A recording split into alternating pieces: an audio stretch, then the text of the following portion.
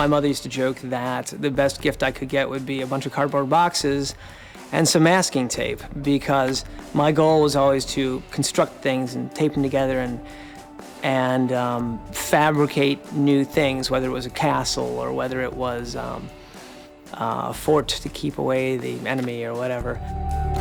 And later on doing the same thing with Lincoln logs and being fascinated with that. And I'd always be interested in sort of, interestingly enough, in hanging things and manipulating things that way. I didn't think about that till just now, but actually those influences early on had a lot to do with kind of where I ended up professionally.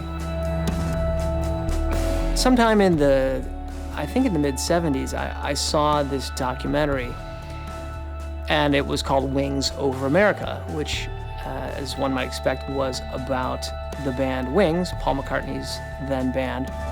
I remember being so interested, not just to see the performance, which is what everybody gets to see, but to see what happens behind that. Who makes all this happen? How does that stuff get up in the air? How do they get from place to place? All that I was so curious, how does that all happen? And then, you know, some years later, then to come to this position where not only had I started sort of doing that sort of work, but actually for that very client. It was really a strange circle of events.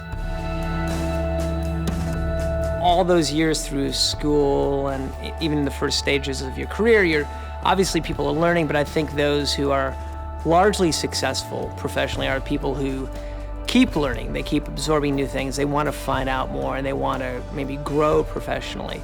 At least for me, that's what keeps me interested and stimulated.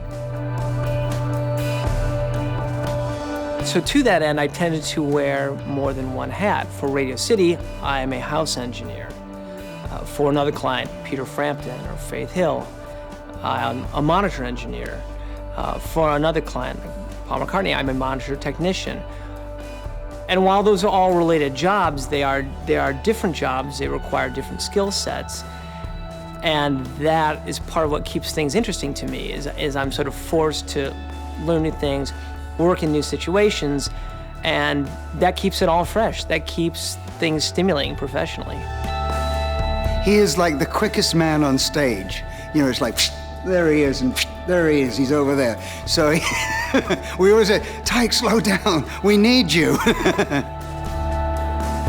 He's always just there in the thick of it, you know, first one in and probably the last one out, you know. He's always there to help. Without his passion for the great sound he gives us, we would be nowhere near as inspired as we have been all these years.